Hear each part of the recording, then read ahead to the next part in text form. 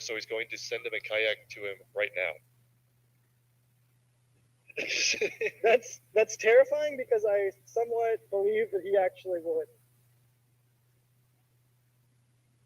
And maybe thank you in advance for the kayak.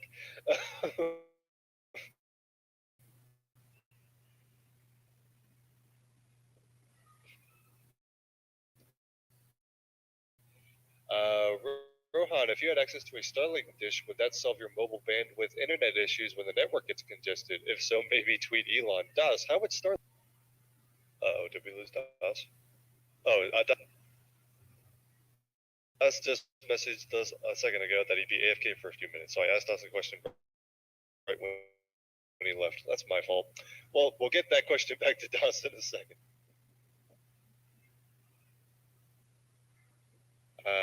Let's see. Yeah, so Super Chat with the SpaceX YouTube channel having the SN8 flight on December 8th, 4 a.m. Pacific. So that time is wrong. Yes, it's tomorrow. The time is like 2 hours before the opening of the window. Some people have been asking about this. So I think we just have the time. They have the time on their stream incorrect. They will...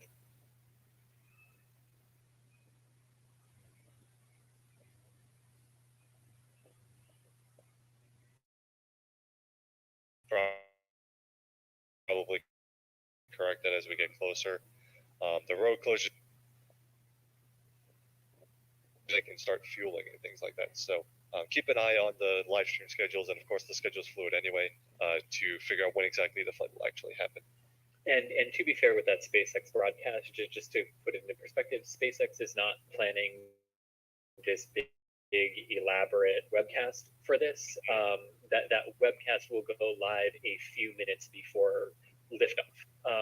So we should be paying attention to their social media channels for updates on timing and things like that, as well as we go through the day, along with the obvious visual cues we will all get, But just wanted to put that out there, that there's no big production planned for this. It's very much like they did for Hopper.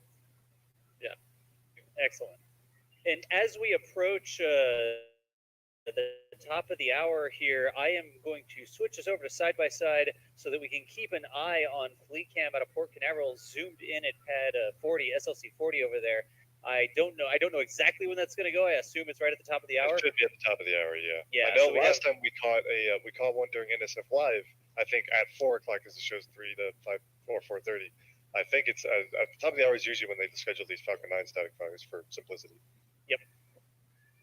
So a couple minutes away from that. While we were doing that, we had some questions for you, Das. If you had access to a Starlink dish, would that solve your mobile bandwidth internet issues when the network gets congested? I don't know. Does Starlink work? It That's doesn't get congested. I mean, that's a real question. Like, I haven't used a Starlink terminal. I know for the lower latitudes, they're still deploying, right?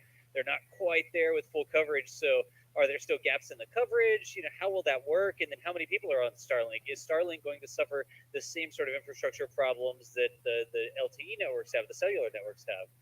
Once it's amazing, everybody's on it. Oh my gosh, everybody has like a Starlink dish, and they put a Starlink dish on their car, and their dog has a Starlink dish, and there's one at their other house as well. And we got a big event happening shortly from Port Canaveral there. Actually, yeah, Falcon 9 is doing a 2-minute event, so we probably want to go. Yeah, we probably go full screen of that. Yeah. All right. So yeah, to finish up that one, there is Fleet Cam full screen right there. It's the rough part of the day. The sunset, it's not exactly the best time for that specific camera that's installed over there, but it'll do. Again, just spoils us for Mary being on the side of the road with that nice camera she's got. But I wonder, I am completely game to try Starlink. I think at the beginning, Starlink may be fantastic, and then a bunch of people may get on it, and it may be a little bit less than advertised, but I'm willing to find out. I want to see, I'm always hedging, like, no silver bullet answers, like, oh yeah, once we get Starlink, everything will be perfect forever. I'm not a downer. I am completely game to try it. I think it's going to help. I'd love to use it as one of our connections and like sort of spread it out. Some 4G, some Starlink, landline where you can, fixed wireless, like whatever. You take every tool you have in your chest and put it together to get your coverage, right? But I'm game. I mean, hey, somebody ship me a terminal, Absolutely. And Devin had a similar super chat. Would a Starlink connection work for streaming? I think we just answered your question. It'll probably help. we would love to try it out. Coming up on the top of the hour, so let's watch. Yep, let's take a look for a Falcon 9 static fire from Cape Canaveral via NSF Fleet Cam. Let's take a look. I'm not going to touch it because it's too close. It's like, I want to focus it. Oh, wait, never mind. There's some like wrappers on the. Oh, there we go. Ignition. Yeah, I think there is ignition. There we And go. there you can see the plume coming out. Those containers are kind of in the way, but you can see it happening. Lumber. You can see some light coming from under Yeah. lightning rods or lightning mats. We need to mount this one about 15 feet higher. Well, no, we need to I split think the we just- difference. I think we just need more cameras in the Cape area. I mean, I I agree. also concur. Okay. So we just That's a static fire. We just caught a static fire of Falcon 9 at pad 40 at Cape Canaveral. That's in advance of the SXM-7 satellite launch coming up later this week on Thursday, or no earlier than Thursday, I should say.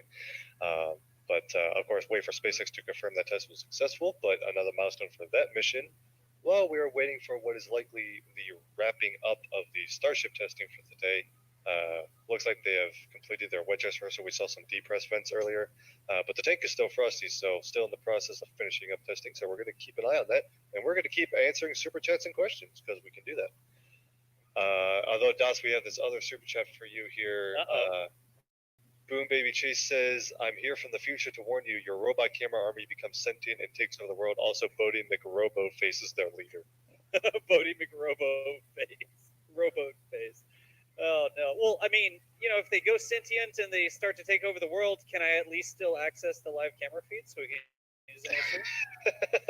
Like, I don't know. I may be okay with that. Like, they're It may building be the more end of of the this world, stuff. but It's DOS will still be streaming.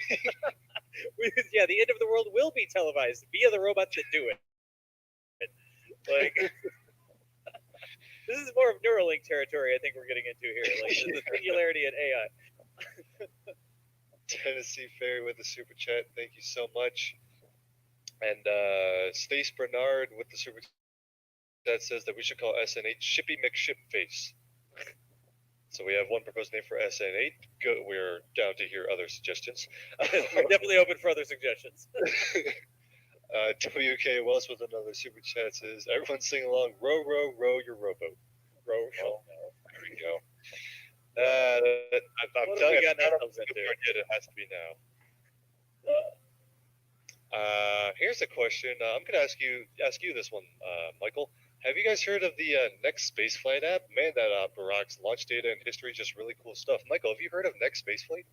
I have, and I promise I'm not like conspiracy these super chats to advertise or something.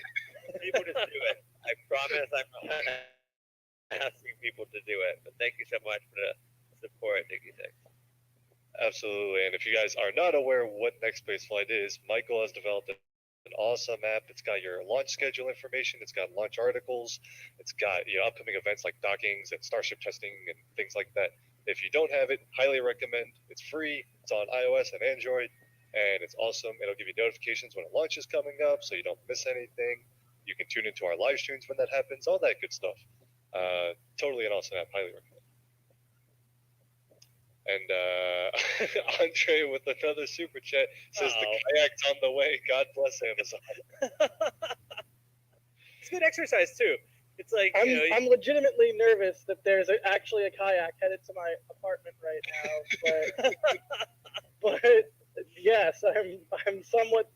He says he actually shipped his kayak. Oh Lord! you got a rack. You got a rack on top of the Land Rover. Like, is that a thing? No, but it's an inflatable kayak. What? I don't think know. so, Jack. What have we done? I don't know. It sounds cool though. Us is just like, hey, if we can strap a camera to it, I'm down. I mean, I can strap a camera to just about anything. So, or my Yeah, daughter ice skates, and I want to strap a camera to her ice skate. Wouldn't that be a cool view of That would somebody be ice cool. skating? Like, That'd be an amazing view. I feel like I saw a commercial during the NHL playoffs where were sticking cameras to their ice skates and things like that. That's totally Yeah, cool. that would be cool. Drone racing camera onto ice skates. That is exactly right. That you think I'm kidding? I'm not kidding. No, There's a I guy don't believe that you're not kidding. There's a guy on YouTube who'll put a GoPro like in a car tire or just in insane places, And yeah, Das, I think you're rapidly reaching that point. Let us never ever doubt your ability to put a camera somewhere. I mean, I gotta specify, like, putting a camera somewhere is one thing. Like, there's I strap a GoPro to something, whatever. It's in the wheel well. That's fantastic. I want the live feed off. I want to be able to share whatever's happening with y'all live, like 7 seconds shy of live, is what I'm looking for. So, it's too much fun, y'all. I'm gonna say again, thank you so much for supporting us so that we can do this, because we kid about it. It's like, oh, no, so what's another camera? And it's like, well, quite often more cameras do show up, and then we do cool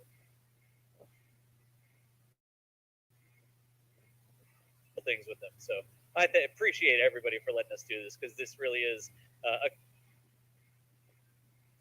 community effort. Y'all help support us, and then we have wacky ideas and beat them over the head with super chats until they work. Okay, fair. Here's another super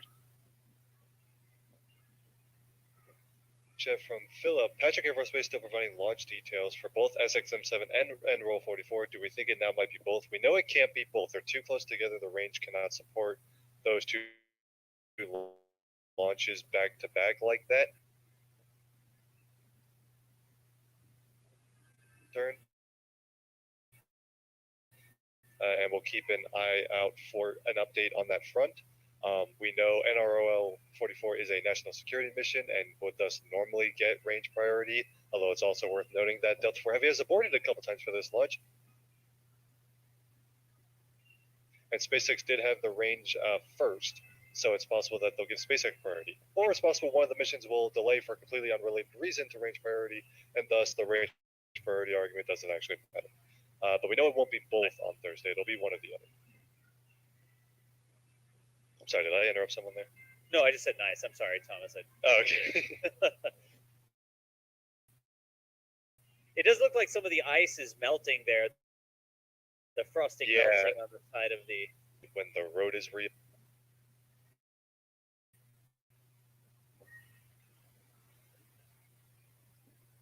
and people, or the pad is reopened, I should say, and people return to the pad. But until then,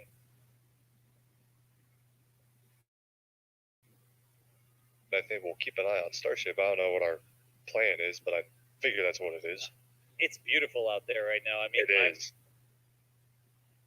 As long as everybody out in the field is good to go, I'm happy to keep showing these views, because it is really nice.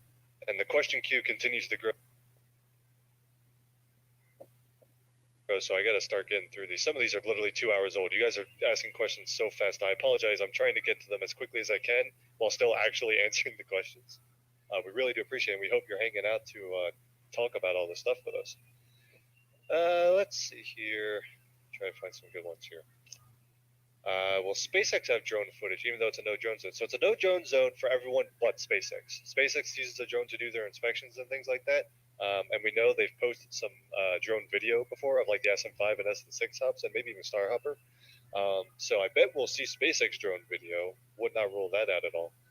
You just can't fly your own drones there, if that makes sense. But I think we'll see that.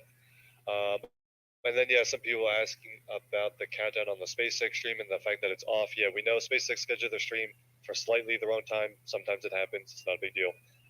That time that the SpaceX stream is counting down to is not when the opening of the window happens tomorrow. It's a couple hours off. So stay tuned for updates from SpaceX, updates from us on social media. And when we go live, you'll know that we have seen visual cues or updates to suggest that we're getting close to actual action. The schedule is very fluid. It could happen at almost any time during the day tomorrow. So stay tuned for more updates on that. Oh boy, we have a shuttle question. I guess we should ask Chris this. Although I think I might know the answer. We were talking about this. It did free flight drop like approach and landing tests, right, Chris? Yes, with the Enterprise off of the 747. Yes. I guess that's close to shuttle got to like hop tests or something like that, right? Was there anything else like that? So yes, the first part of that is correct. That's the closest the shuttle ever got.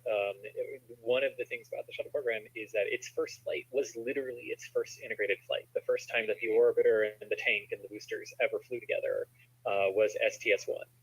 There was an original plan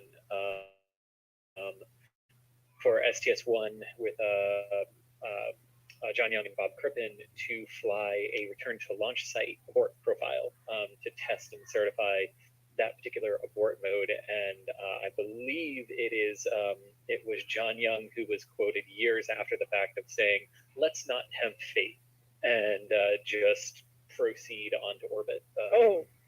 Chris, John Young said more than "let's not tempt fate." He's known for his hilarious quotes and just really succinct ways of putting things. And I believe I honestly don't remember. It's something along the lines of RTLS requires continuous miracles interspersed with acts of God to be successful. Something along those lines, and it's absolutely true. A shuttle RTLS would have been. I think the phrase you're thinking of is "let's not play Russian roulette." Is what? Yes, that's it. What John Young said. So John Young, ever the eloquent astronaut. Yeah, I mean, and honestly, I mean, what you were just saying there, Jack, about like the fear of an RTLS on the shuttle program. I mean, that's why every time you would get like 4 minutes into a flight and you would hear that they had transoceanic landing capability in Europe or Africa, where you just breathed a huge sigh of relief during those liftoffs. So there you go. A couple more super chats came here. IG Timothy with the new membership. Thank you so much for joining up there. Lynn with the super chat. Flight versus hop versus flight. Hopefully after tomorrow we won't be calling it a flop. I see your point and I concur. Thank you so much for your super chat there. And Paulus, we were talking about the first sort of Starship missions to Mars. I have a theory for the first supply missions to Mars: Starship, fuel tank, and nose cone with the cargo and habitat. Separation fuel tank next to the habitat. Not sure. Of course, it depends on how you're going to deploy your surface habitat. If you have some robotic rovers or something like that, or if you're going to wait till crew get there, and the crew kind of live out of Starship for a few days while they build a more permanent habitat, somewhat separated from the vehicle. Most the vehicle can just vent its propellant, so you don't have an explosive fuel tank there, assuming that the landing goes nominally. So that's another thing to consider. But yeah, I like I mentioned earlier, it'll be very interesting to get some details on what SpaceX's plans for their first Mars landings really is. And Steen Larson with the new membership, thank you so much for the support. Everyone who's doing memberships and super chats and everything, we really do appreciate it. This is awesome. No, there's a question that just popped up in chat, specifically about what we were just talking about with return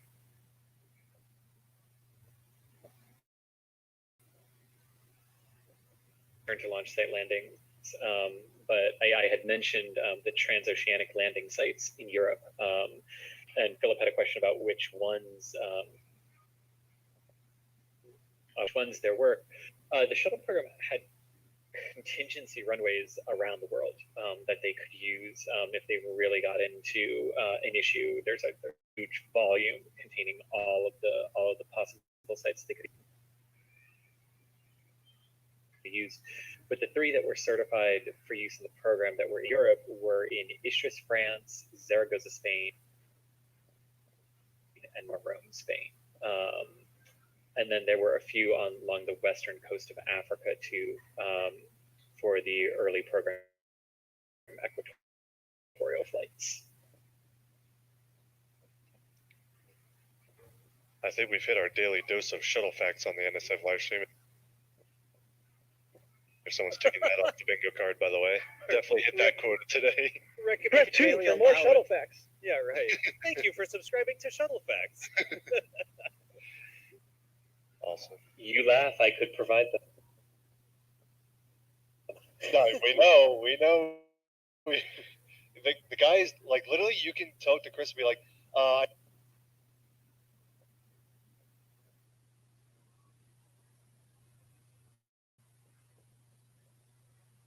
I saw this one shuttle launch a couple years ago, but I don't remember what it was. And it was like, I think it was a night launch during name every possible issue it might have been because the guy's a walking shuttle encyclopedia. I still have Chris. You remember that time we walked around Atlantis?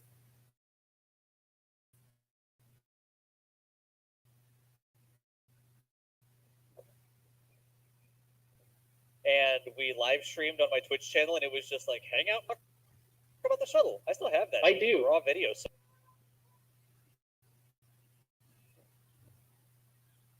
Day. Yeah.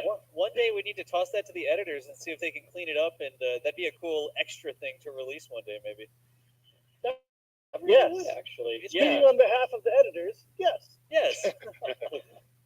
I mean, literally, Chris G just met up with me at the visitor center, Kennedy Space Center visitors complex, and we got permission from their team, their PR team, to just walk around Atlantis, and it was a live stream on my Twitch channel, and it was just Chris talking about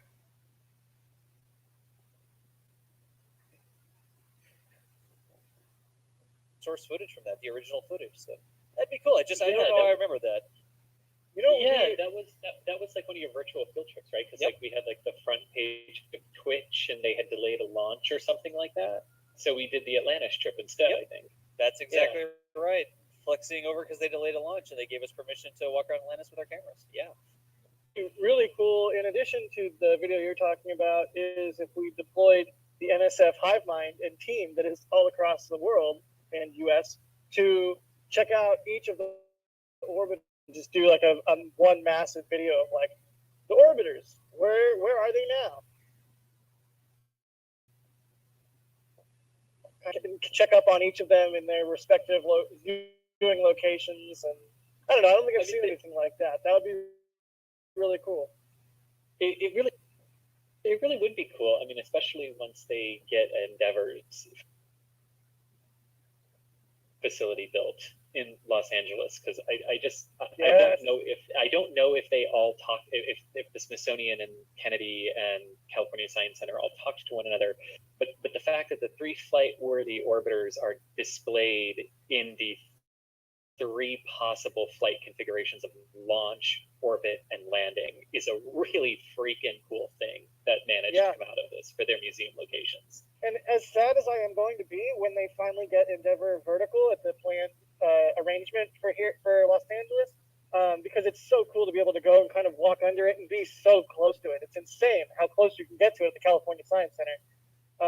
Even though I'm just going to be sad for the current era to be over, it is truly going to look outstanding when it is vertical on the full stack.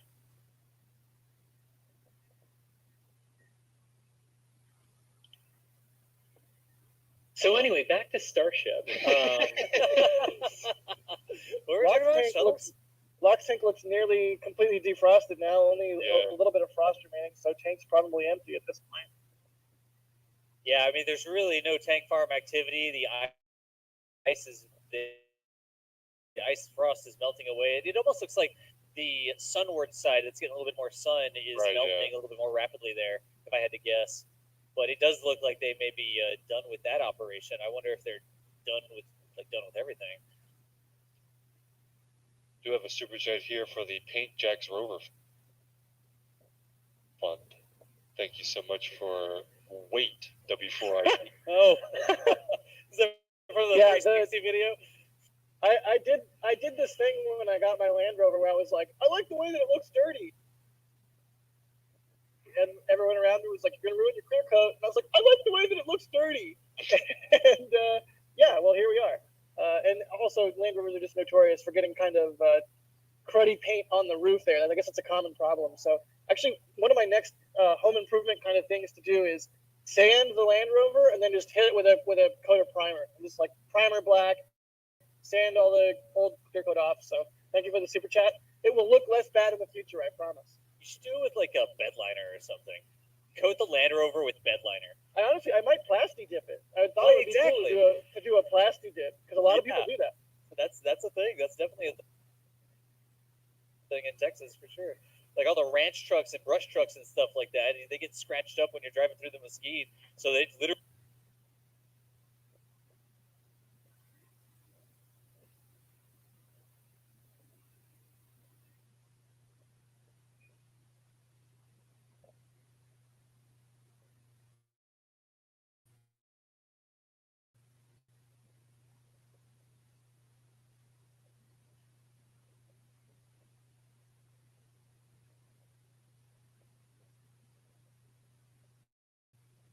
just put like the plastic, the bed liner stuff on it.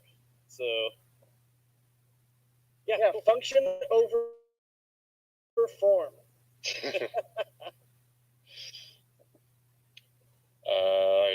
Diving back into the question queue here, how far can Starship go with orbital refueling, Jupiter or Saturn? It disappeared from my queue again, but to answer the question, I believe SpaceX has said, or at least Elon has said, that with orbital refueling, Starship can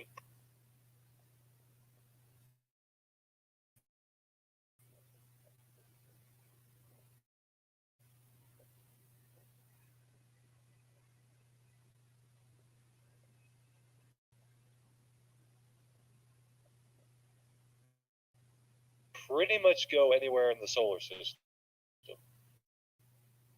Obviously, depending on how much payload you need to bring there, but with at least a minimum payload, it can get to the outer solar system. So, depending on what applications that could be used for, Starship can go pretty much anywhere in the solar system, assuming orbital refueling. That's the key to it. And isn't orbital refueling how? Because I mean, SpaceX. I mean, on the website for Starship, fairness, have not looked at this is still on there. But I mean, the website definitely up until this morning said, 100 ton or 100,000 pounds, or what was the payload to anywhere in the solar system? I'm pulling up the webpage to find out. Hold on. Yeah, it was 100. Oh man, I really forget. Off the top of my head, but it was impressive, and the only way that was possible was with orbital refueling. Absolutely. Yeah. I know this kind of stated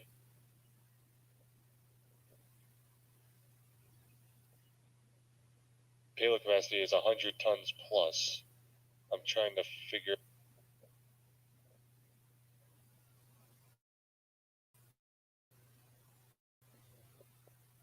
out if they have a number more specifically for like interplanetary transport. Well, I think what it used to say was 100 tons to any point in the solar system. Right. Yeah. I think that's what because you get the low Earth orbit and then you refuel and then you go wherever. So it's right. You literally restart your delta V potential all over again from orbit, which is incredible. Low Earth orbit, you can just sit there and wait for more fuel. So as long as you can get to low Earth orbit, you can then get that mess anywhere else once you refuel. So the website changed today. The little blurb they added to it. I'm looking for it now.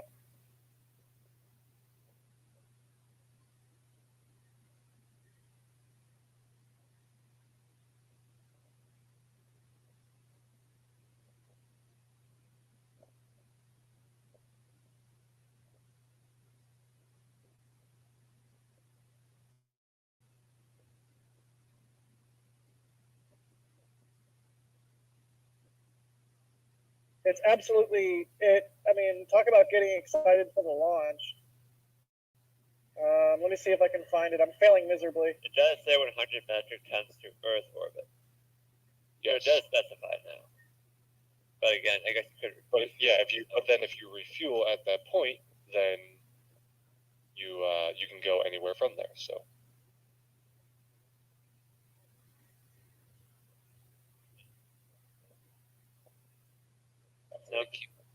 Go ahead.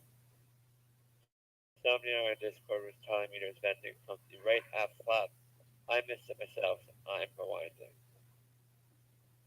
It could have been an RCS firing though. But I didn't see it. Oh, I do see it now. Yeah, it was like straight up. That's interesting.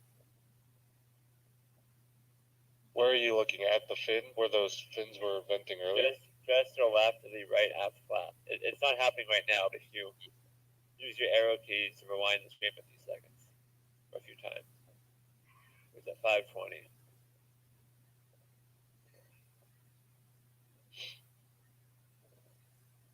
Huh.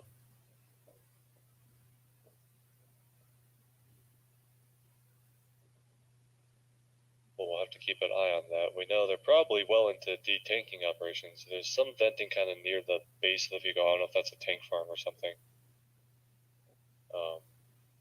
But they're likely wrapping things up. Maybe some final depress venting. I don't know. Yeah, that's kind of what I'm waiting on now. Is that big sustained double vent from the middle of the vehicle? Which, I mean, we had some of that earlier when it was still frosty, so it might be mostly depressed. I still hope we're going to see them flap the flaps. That would be cool. That's kind of why we're not taking the stream down yet, even though the main test is obviously over. But again, we just saw some interesting venting, and we don't know if they're going to test the flaps at the end of this test.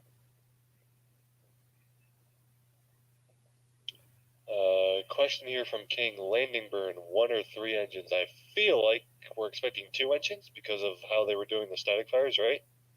Yep. I mean, also based on an Everyday Astronaut article, 1 engine to light and initiate the flip, and then 2 engines during the landing burn. So there could be 3 engines burning for a brief moment, but it seems like a 1-2 kind of punch situation. Y'all don't need me for anything, do you? Wow, you playing with cameras? I don't know if anybody has looked on the other stream, the stakeout stream, but Brady and I have been working on something on that other stream. I'll see if I can show it on this stream shortly. I'm just sorry, I was a little preoccupied there. Is everything good? Everything's cool? Yeah, I think we're good.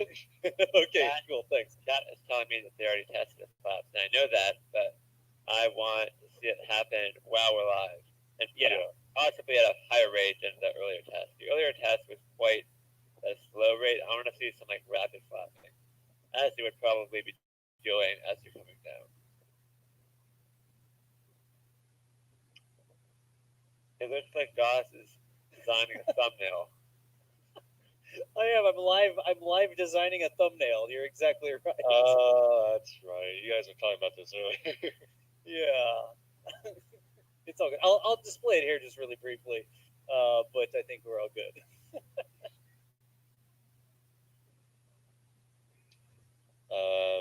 Racing MHF asking if it's possible that an aircraft could be in danger during the Starship flight. That is the purpose of a temporary flight restriction, which we've been talking about before.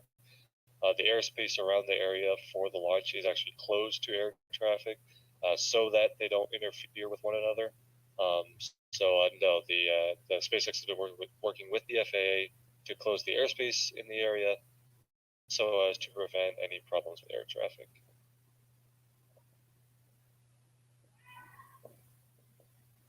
Nice, us. What? Did you go and look? Yeah. Can we please show that? I'm working on it. Okay. It's in work. Y'all keep talking.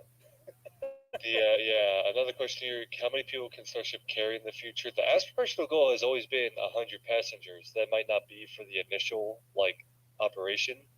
I think 50 was the last they said. Oh, really? Publicly, yeah, that it had come way down. I mean, that makes sense given the size of Starship. I think a lot of people were really skeptical that it could ever hold 100 with its current size. Well, I think it's one thing where I think the 50 was specifically for the interplanetary missions coming down. Okay. Obviously, if we were talking about something slightly different than interplanetary, it might be able to hold more. But I do remember 50 being noted for the interplanetary missions. Well, there you go. But yeah, so tens of passengers, not hundreds yet. literally tens of passengers. Nice. Let's see here.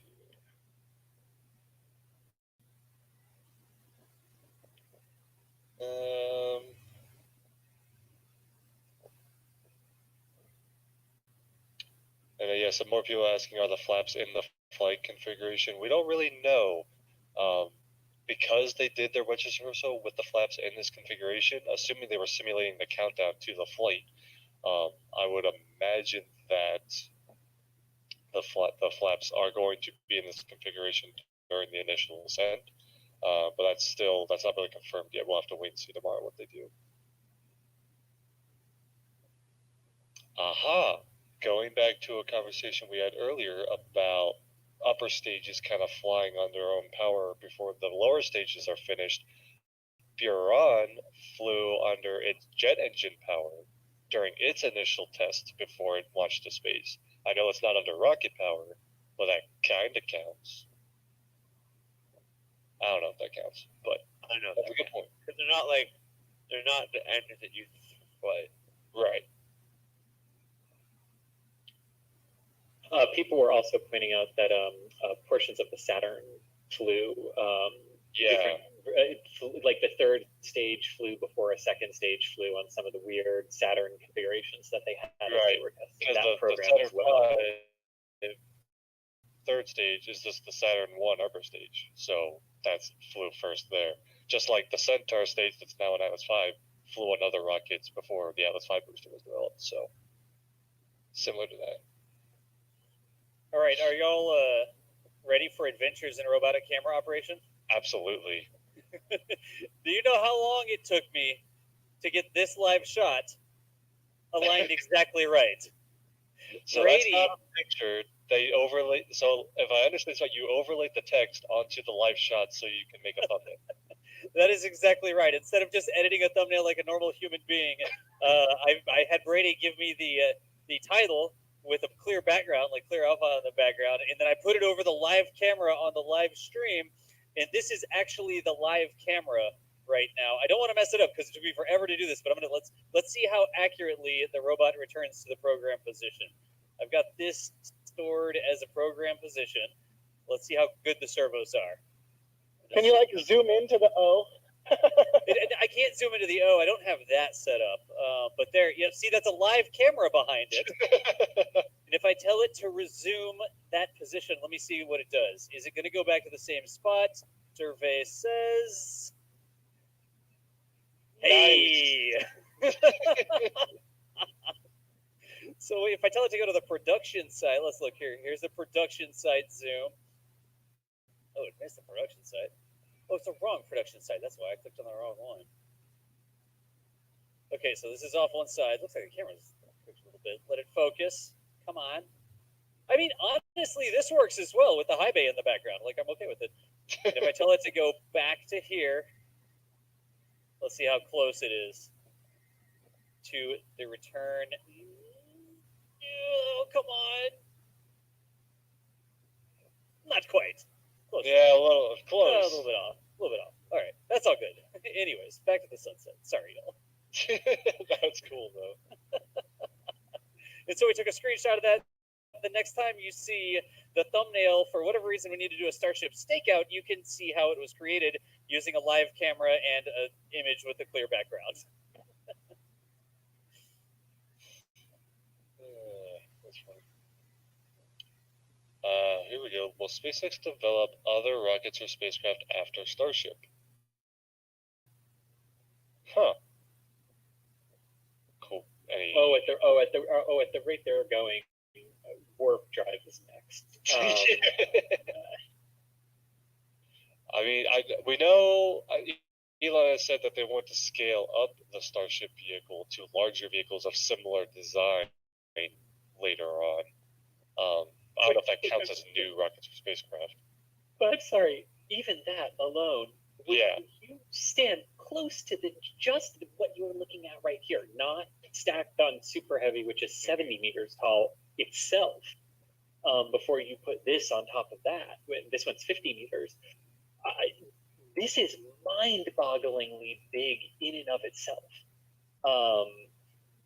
In fact, that they're talking about larger scale versions of these things is I mean, it's incredible, but I mean, the size of this is just mind blowing already. Some more questions here. Does SN8 go full throttle all the way? So the engine burn will not last all the way till 12.5 maximum altitude of 12.5 kilometers, which means that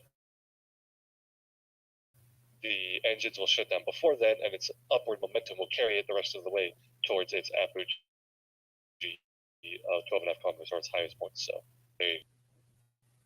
and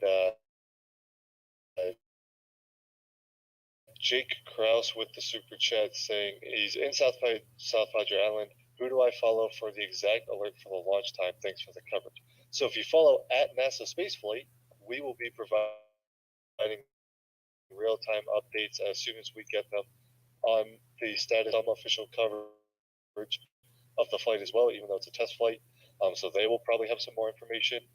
So that would be our two recommendations to get the most up-to-date alerts for how the launch is proceeding for tomorrow.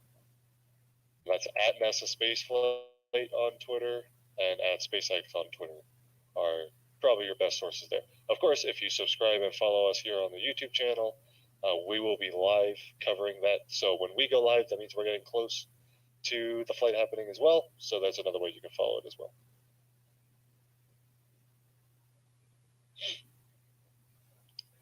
Do we think that Starship will go to the ISS one day? We know that SpaceX wants Starship to kind of cannibalize the Dragon and Falcon fleet, make them obsolete, and make Starship take up that role, because once fully reusable and operational, Starship is expected to be less expensive for launch.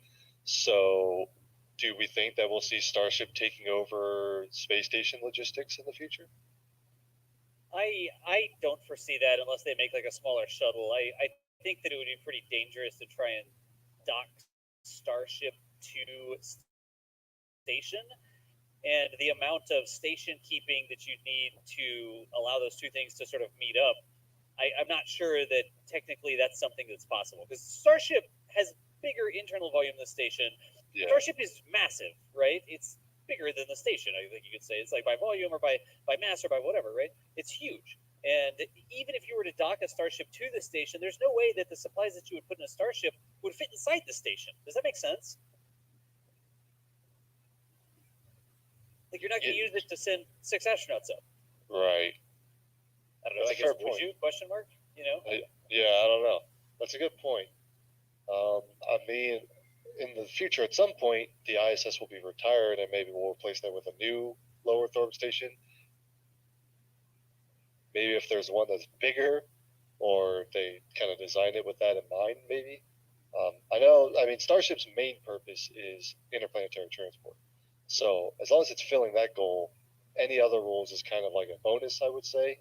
And SpaceX has said, they'll keep the Falcon and Dragon fleet operational for as long as customers want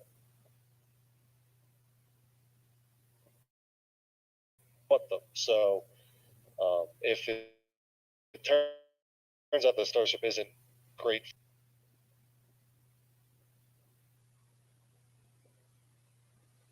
I think that's a good point. And just all the different views here. Mary sort of got the sun at her back here, right? So the sun is setting behind Mary's camera, and we're going to start to get more and more lighting on Starship here. And then Jack is over 90 degrees on the side, and you can sort of see Jack's different perspective there, right? It's starting to get a little bit of a sunset effect there, where Mary's still getting the full light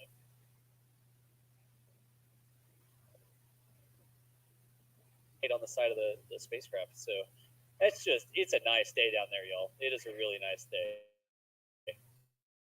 Yeah, it really is a nice one. And if you can think of it, like a clock. If Mary was at 6 o'clock, I'm at. Yep, that's exactly right. So we came here expecting a wet dress rehearsal, and it appears that we have seen exactly that go on. And it looks like they have de-tanked. Of course, the tanks are no longer frosty or anything like that. the pad is still closed. What is our plan for keeping an eye on this? Are we going to wait till the pad reopens, or what are we thinking? I'm not sure on that one. I mean, it's a nice day out there, but I know tomorrow is going to be a very big day as well. So having everybody being out and about, it may be. I mean, one way or the other, the robot over at South Padre Island is going to stay online, so that stream is going to be up in terms of providing commentary until sundown. There, what are we doing? What time is sundown out there at South Padre today? It's going down right now. Like Yeah. literally in the next minute. I think it's 5:37 or 5:38 local. Yeah. It's 5:36 right now. Gotcha.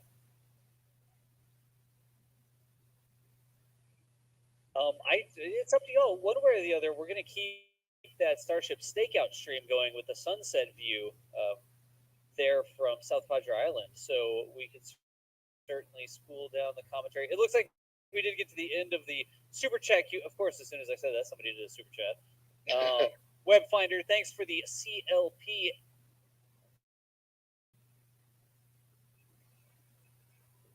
$8,900 CLP. Anybody want to Google all I'll that? Google it. Hold on.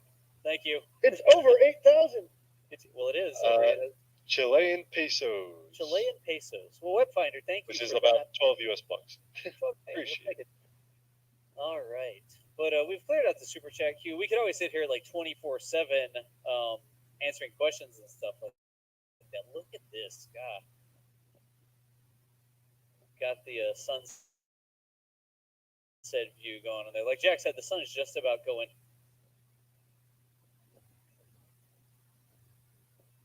down. But in terms of commentary and cutting loose people, I think we're good to start wrapping it up here. That's a question mark at the end of that. I don't know. What do y'all think? I think we've seen what we're going to see, to be honest. Yeah, fair enough. A huge thank you to everyone. I mean, we had so many super chats and donations and things during the stream. Thank you so much for all that support. We're just love that you guys support us so much, and we get to keep doing this kind of stuff. And thanks for just hanging out. And hopefully, of course, we'll have to wait. Maybe we'll get an Elon tweet or something. But hopefully tonight was the final big milestone test before SN8 takes to the skies tomorrow. Yeah, I hope so. I mean, it would be fantastic if we get weather like today, and Right. The winds and everything's good tomorrow, and everything technically works out for SpaceX. It would be a beautiful day for a Starship to take a little flight.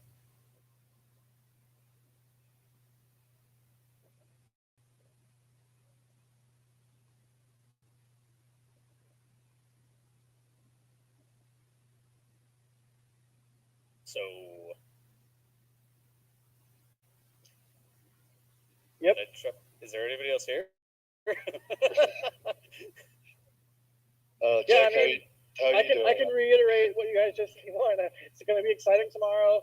Hopefully the weather is as good as it is tomorrow as it was today. And hopefully they are able to get at least an attempt for a 12.5 kilometer hop under their belts tomorrow. I know we all are anxious to see it. And one final time and one final note, it's just important to note, this is a developmental test. If things don't go 100% right, as long as it gets off the pad and doesn't destroy the launch pad and infrastructure, it's a success. And even then, if they learned enough from that, it's a success. So just always important to reiterate, it's a test program. They are doing flight testing, and sometimes during flight testing, things go wrong. So no matter what happens tomorrow, I know we're all super excited to see the events that occur, and just important to, as mainstream media does its whole, oh, SpaceX blows up rocket in South Texas dance, we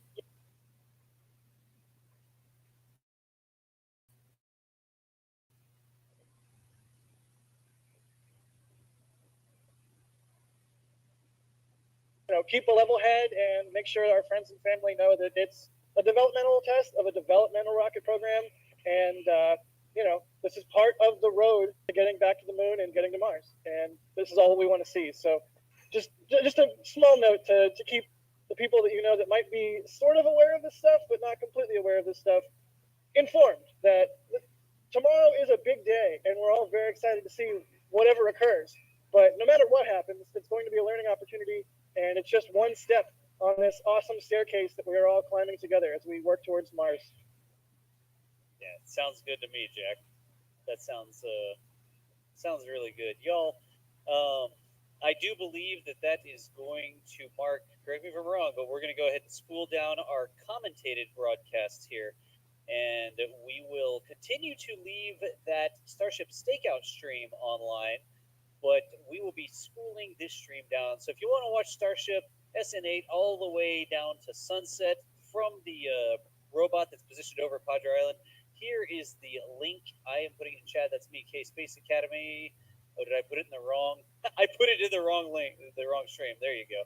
So if y'all want to join us over that way, we'll keep that one going. That one's sort of unattended. It's just the robot hanging out, providing live feed. But we are going to go ahead and end our live coverage of hopefully the day before Starship's 12.5 kilometer hop.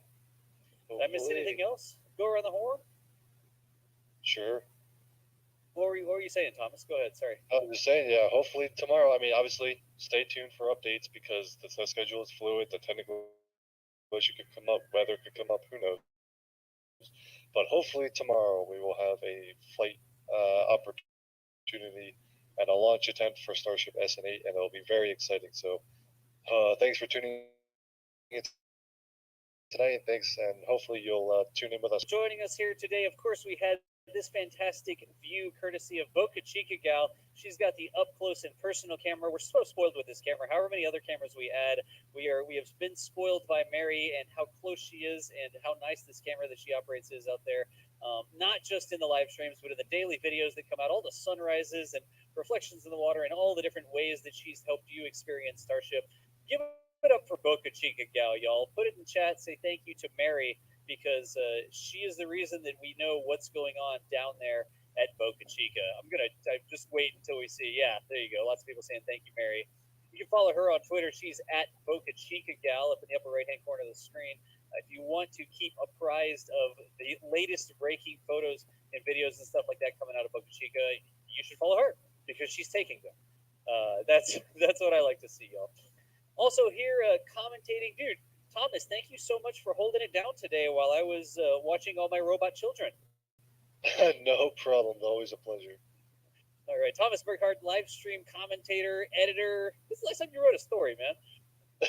Hey, I wrote one like a couple days ago. Give me a break. Oh, okay. Man. All right. Cool. All right. Well, thank you for writing stories, too. Thomas Burkhardt, y'all, TGMezFan98 on Twitter. Always a pleasure having you here, Thomas. Thank you so much for being a part of this. Thank you, Das. Who else we have? Out in the field, we've got Jack Beyer. Jack, are you still on? Yes, and look at this. I sure am. And yep, there you go. Yep. Thanks everybody for watching. Thank you everybody so much for all of your support. And yeah, let's everybody cross your fingers that tomorrow is another beautiful day like today, and we get to see SN8 fly. If you want to follow me on Twitter, at the Jack Beyer on Twitter, click that little follow button. Also, hit like and subscribe. If you like this stream, like and subscribe on this channel. Thanks, everybody. Have a great night.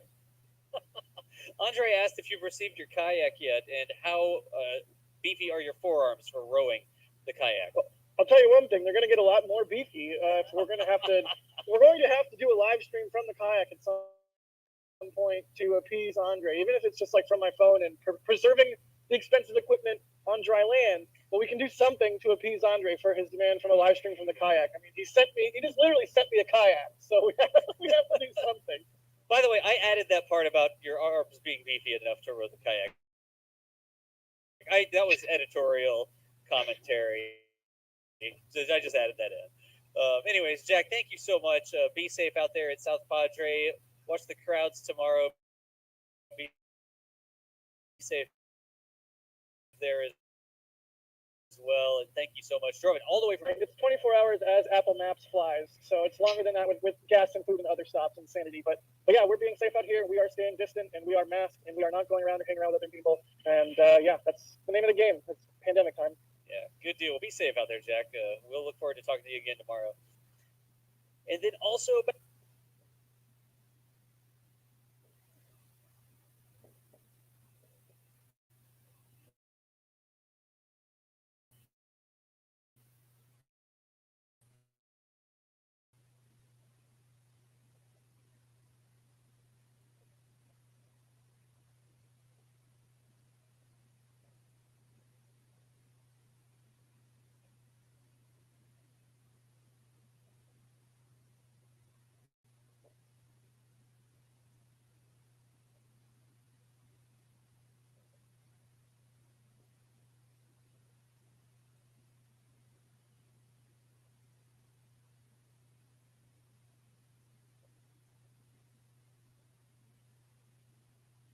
back at the studio, we had Michael Baylor. Michael, thank you for everything you do to make these